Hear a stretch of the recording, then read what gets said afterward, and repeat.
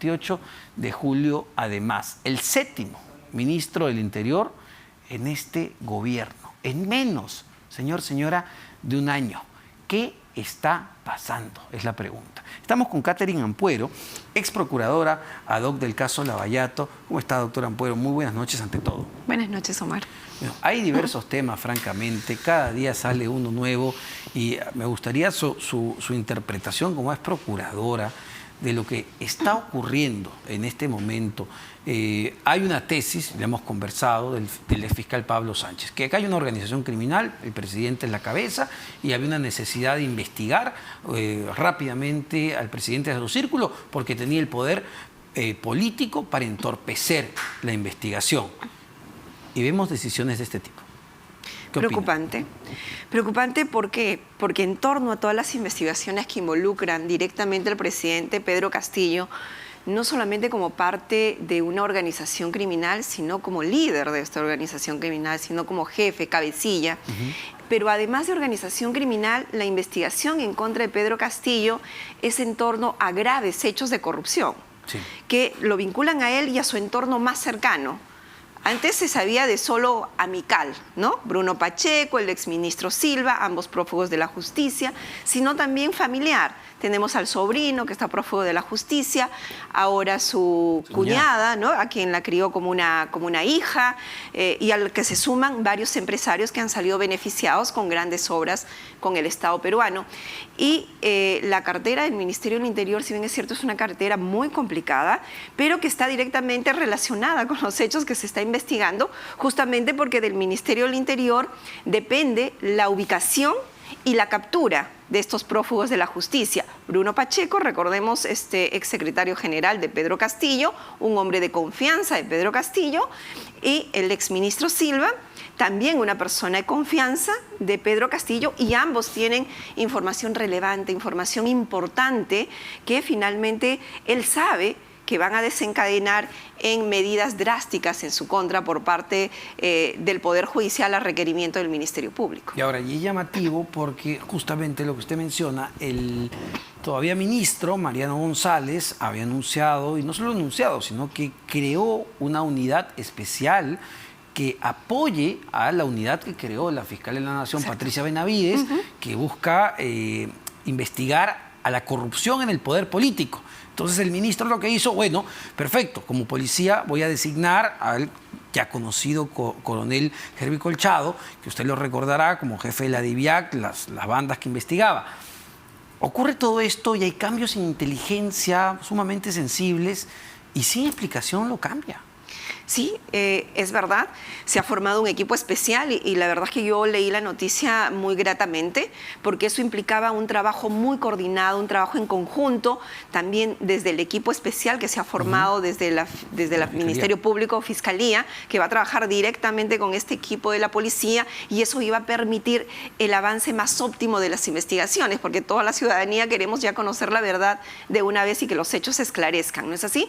Pero ahora con estos cambios parece que no le ha gustado al presidente de la República la conformación de este equipo, pero además yo recuerdo muy bien las declaraciones, ya no sé si llamarlo ministro, exministro, al señor Mariano, cuando él tuvo declaraciones fuertes, contundentes, como debía de ser, frente a estas comunidades campesinas que incurrieron en actos de tortura y vejámenes contra mujeres, ¿no? En la sierra del país. Y él condenó drásticamente esta conducta de las comunidades campesinas que tipifican como delito. No podemos justificar bajo la jurisdicción que efectivamente es reconocida por la Constitución, que ellos tienen jurisdicción para aplicar justicia de acuerdo a sus costumbres, pero eso tiene un límite, no es que ellos lo pueden hacer de manera absoluta, de manera totalmente arbitraria, y el límite es el respeto a los derechos humanos de la persona, y ahí hemos visto claramente actos de tortura en agravio de estas mujeres. Tortura, y además fueron 2 casos, y esto hay que resaltarlo e indicarlo nuevamente. En el primer caso, cuando secuestran a colegas de Cuarto Poder y les roban su material y los coaccionan para los obligan a dar declaraciones, eso es verdad. Que eran falsas. Bueno, Mariano González, es verdad, al principio no decía las cosas por su nombre, pero me imagino, ya enterado a profundidad de lo que había ocurrido, sí señaló que esto era claramente un secuestro. Y fue el único del Ejecutivo que tuvo esas declaraciones, digamos, claras en contra de este tipo de acciones. Y justo ese punto, porque no solo fue el único que dijo las cosas por su nombre, que era un secuestro y era una tortura, sino que del otro lado, en Cajamarca, usted recordará, el presidente del Consejo de Ministros, Aníbal Torres, da declaraciones justificando de alguna manera este accionar al señalar que las rondas campesinas hacen un mejor trabajo que la policía y las Fuerzas Armadas. Luego tuvo que salir a pedir disculpas y Mariano González defendió a la institución. Sí, Mariano González, o sea, ministro del Interior, cuando nosotros hubiésemos esperado esa defensa cerrada a favor de las Fuerzas Armadas del ministro de Defensa, porque el ejército peruano, digamos, la Marina de Guerra, la Fuerza Aérea, que conforman las Fuerzas Armadas de nuestro país, no dependen del ministro del Interior.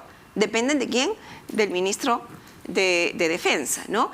Y bueno, al único que hemos escuchado, como vuelvo a repetir, de una manera contundente, cuestionar estos actos, pidiendo a la Fiscalía una investigación rápida, ha sido al, bueno, yo lo voy a llamar ya exministro del Interior, Mariano González, ¿no? ¿Lo están sacando Mariano González por querer hacer las cosas bien?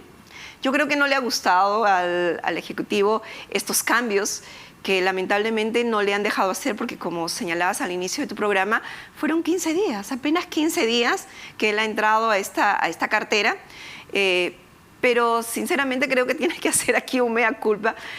¿A quién se le ocurre aceptar un cargo de ministro de Estado, sea del Interior o de cualquier otra cartera, en estas circunstancias donde el presidente está vinculado a graves hechos de corrupción y peor aún en la cartera del Ministerio del Interior, cuando es evidente, es demasiado obvio que el Ejecutivo lo que quiere es que Bruno Pacheco, el exministro Silva, sus sobrinos se mantengan en la clandestinidad. Esos mensajes de que estamos desplegando actividades para la ubicación y captura de estas personas, nadie se la cree. Nadie se la cree, Omar, porque sabemos que si esas personas realmente logran ser ubicadas, capturadas y puestas a disposición de nuestras autoridades, en este caso el Ministerio Público, el Poder Judicial, estas personas van a terminar cantando, van a terminar acogiéndose a un proceso de colaboración eficaz donde van a sindicar directamente al presidente. Porque además, usted lo sabe mejor que yo como ex procuradora, escapar de la justicia, vivir en la clandestinidad, no es nada fácil. Alguien te tiene que ayudar logísticamente y económicamente. Y al inicio ha habido soplo, ha habido fuga de información que les han dicho ya pónganse al buen recaudo, que hay un requerimiento del Ministerio Público, hay una orden de vigilancia, de seguimiento, ¿no? Y aquí ya hay un requerimiento de detención preliminar en tu contra, ¿no? Aquí ha habido fuga de información, por supuesto. Son ellos quienes se han encargado de ponerlos a buen recaudo, como en el pasado sucedió con César Inostroza. A César Inostroza Pariachi lo ayudaron a salir del país. Y es más, hay información y que está siendo materia de investigación porque es un proceso que se ha iniciado por la fuga de César Inostroza, que incluso personal de la policía lo había escoltado hasta la frontera, donde coimeando a funcionarios de migraciones, pues este sujeto salió, ¿verdad? Ahora, usted mencionaba algo que pues sí, va a ser muy preocupante y que nos puede dar una idea de los cambios, si es que los hay, que vendrían en 28 de julio, ¿no? Porque uno dice, claro, está sacando a un ministro que quería hacer las cosas bien en el sector interior, una cartera sin duda muy compleja y complicada. A partir de esto, ¿qué gabinete va a formar de cara al siguiente año, a su segundo año? Nada bueno, porque como digo, ¿qué persona en su sano juicio, con 5 dedos de frente, va a aceptar una cartera o formar parte de este gobierno? Es muy difícil porque este gobierno no da garantías, no da ninguna muestra de garantías y ya hemos visto y ahora hay que decirlo, los grandes papelones que han hecho, dentro de ellos periodistas que han ido a Palacio, ¿no?, a escuchar al presidente y su gran iniciativa de cambios en favor del país. Incluso hemos visto a un miembro de la Iglesia también desfilar por ahí y a otros políticos, ¿no?, que han terminado haciendo el papelón de su vida, porque no ha habido cambios, más bien ha sido una burla. Sí, pues ya a estas alturas es sumamente, a ver, con lo que le pasó al padre Barreto, ¿no? Yo conversé con el padre Barreto, incluso recuerdo, estaba en la rotativa del aire, y claro, él es invitado y le dicen, bueno, sí, voy a cambiar a Aníbal Torres, y claro, te lo está diciendo el presidente, uno dice, no tendría por qué mentir. Y encima que lo están convocando, claro, ¿no?, lo están llamando de buena fe. Él no pidió pues reunión, me imagino, lo invitan para saber su consejo y lo declara a la prensa de la manera más inocente para que luego lo llamen miserable. O sea, ya me parece que esa fue una línea roja para este gobierno, ¿no? Pero ese sujeto que llama, pues, muchachitos tontos cuando no les gustan las preguntas, o cuando llama miserables, sigue como el premier, ¿no? Y son muchas cosas las que se puede atribuir al ahora premier, antes exministro de Justicia, Aníbal Torres, pero que lamentablemente, pues, el presidente Castillo lo mantiene ahí y parece que ese es su papel, ese es su rol, para eso lo han puesto ahí. Bueno, y también el Congreso, ¿no? Es decir, el Congreso pareciera que tiene miedo, pues, valgan verdades, de gastar una bala de plata y censurar a Aníbal Torres. Y se deja acribillar, ¿no? Claro. Y lo lamentable del Congreso es que critica tanto a Aníbal Torres, la presidenta del Congreso lo critica tanto de intransigente, que busca la confrontación, pero ella está al mismo nivel, haciendo el mismo papel de Aníbal Torres, porque ella también lo que busca es la confrontación y lo vemos en cada una de sus declaraciones. Y es lamentable porque los ciudadanos de pronto ya no nos sentimos representados ni por el Ejecutivo, claro, ni por el Congreso, más ahora con este acuerdo tan nefasto que demuestra cero empatía con la población cuando aprueban beneficios para los de la mesa directiva para que se mantenga 6 meses más. Ahora, en términos políticos, el futuro para el país parece muy complicado porque, a ver, todos los especialistas coinciden que tiene que partir por un proceso de vacancia al presidente de la República, pero en el plano legal entiendo que la investigación va avanzando y la pregunta es si el cerco se le está achicando al presidente Castillo. Indudablemente. La Comisión de Fiscalización del Congreso de la República, el Pleno del Congreso, ha aprobado esta acusación constitucional en contra del presidente por graves hechos de corrupción que involucran el caso Serratea, el caso Tarata 3, ¿no?, los ascensos irregulares de las Fuerzas Armadas, los $20.000 encontrados en el baño de Bruno Pacheco, la injerencia que tuvo frente a un funcionario de la SUNAT para beneficios a una determinada empresa. Entonces, esta denuncia constitucional va a ser remitida o ya ha sido remitida al Ministerio Público y la fiscal de la Nación, con todo lo que también está investigando dentro de su despacho, va a formular una denuncia constitucional y va a ir al Congreso y va a tener que seguir el trámite del procedimiento de acusaciones constitucionales, y eso yo creo que va a terminar finalmente por inhabilitar a Pedro Castillo, ¿no? Porque el Congreso lo puede inhabilitar, lo que no puede es acusarlo durante su mandato por cometer un delito, ¿no? Porque eso hay que esperar que él termine de ser presidente. Pero, sin embargo, sí puede inhabilitarlo por infracción a la Constitución. Y yo creo que ahí el rol de los congresistas va a ser determinante. Y esperemos que esta vez no prime en ellos el interés personal particular, que ya estamos cansados, sino prime realmente el bienestar de lo que siempre hablan los dos poderes del Estado, el pueblo. Y son justamente ese cerco que se va achicando a partir de las investigaciones fiscales, a partir de colaboradores eficaces, a partir de corroboraciones que van presentando los colaboradores, que hacen al presidente tomar decisiones de este tipo que a todas luces se ven aceleradas, lucen torpes ante la opinión pública, como cambiar un ministro con 15 días.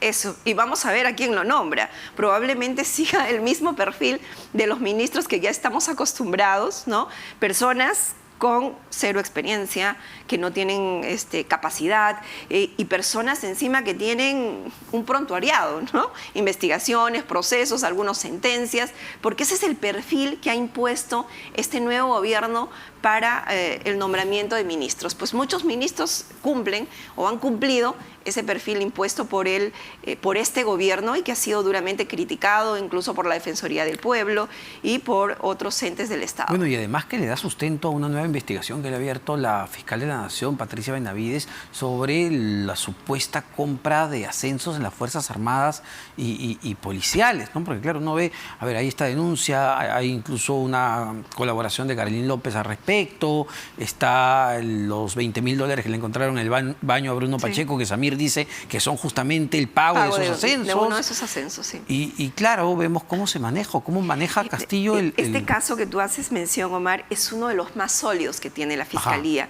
que lamentablemente la exfiscal de la Nación, recordemos que en un hecho nefasto en la lucha contra la corrupción y que significó un retroceso, dispuso suspender todo acto de investigación. Pero esos fueron los primeros indicios que ya teníamos de la corrupción de este gobierno de Pedro Castillo y donde hay abundante material probatorio, ¿no? Incluso tenemos las conversaciones vía WhatsApp y esas conversaciones salieron desde el celular del presidente y que fueron puestos a disposición del Ministerio Público, pero ahora gracias a esta fiscal de la Nación, esa investigación que fue suspendida por Zoraida Ábalos, ahora ya dejó de tener esta suspensión y va a continuar esta investigación. Y tenemos, a ver, creo que no es menor, usted me lo dirá, denuncias públicas de quienes fueron generales del Ejército, el general de la FAB, el entiendo el segundo al mando, el subcomandante de la policía, que hizo la denuncia abiertamente en el Congreso de la República y luego presentó su carta de renuncia. Es decir, hombres de las Fuerzas Armadas y de la policía que abiertamente denunciaron que había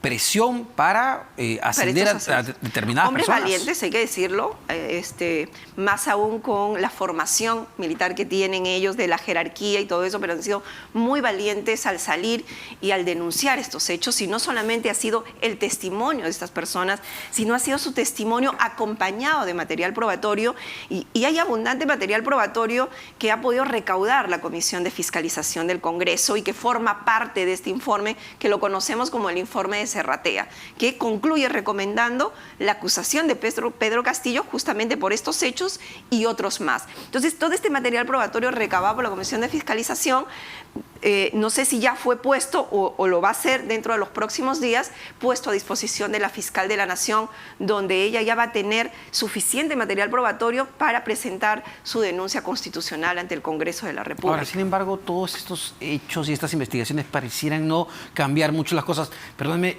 se está dando ya la juramentación del nuevo ministro del Interior.